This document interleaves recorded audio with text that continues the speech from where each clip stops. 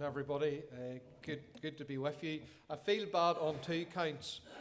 One, whenever I text David this morning to say I was going to pop in and just be amongst you, very simply, whenever I partner with fellowships like yourself for evenings like this or outreach, I like to get to the midweeks and be part of your time of prayer.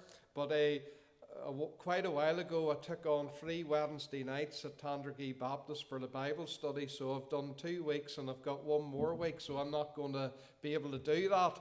And so I felt to come up this morning, just even if some of you had any questions about Friday night. And then David said about you can share a minute. And I feel bad because there's no way I texted to be standing up here with you. But thank you for the opportunity. Thank you very much to you all for taking this upon your heart and your involvement in preparing. Practically, there's the food that's going to be served. We really appreciate that. For all the visiting, the signs that will be going up. Really appreciate your partnership and working. It does feel a bit strange because usually when I do evenings like this, I'm doing everything and you're round about the area. But it is good to be able to share that burden, so thank you very much. What is a Farming Life Story Night? Quite a while ago, this was laid on my heart that there would be an informal evening in which we could bring those within our farming community together. It's a very different evening from maybe what you might be used to. There's no hymn singing, there's no maybe half an hour preaching or anything like that.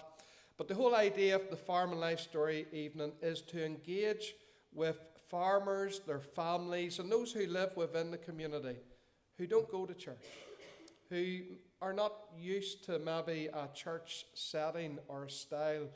And it's engaging with them at their level. Many are interested in what they do in farming. Many are interested to hear what others are doing in farming. I don't know about some of you, but I would go to maybe quite a lot of things that vets would put on, or you might have the Grassland Society will put something on, or the Sheep Society will put something on. And when you go to those events, it is all engaging with those particular farmers in their areas. And they're engaged. They can sit for hours. They can listen to what's being said. Well, why can't we do the same with the gospel? And so the idea is that through conversation, it's Jim Henning. He has been involved in agriculture all his life and got to quite a position in Armagh Down Creamery. So a lot of experience. And with Jim, it will be a conversation in talking about his different roles within agriculture, but weaving in that his testimony.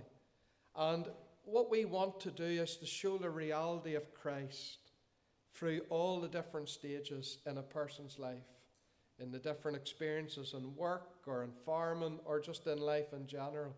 So that's the sort of evening. It'll probably be something like 45 minutes, the conversation. Although I did one night with Jim elsewhere, it ended up an hour, but people were just riveted. And when I apologised that we had gone on so long and said there is food afterwards, don't rush off, they didn't rush off, they stayed for another hour, which gave us conversations, great conversations with those who came in. We're looking to the Lord because it is only by him that we're able to do this. It's not what we put on, it's not how the conversation goes, but we need the Lord in it. You have already been praying. Let's look to the Lord.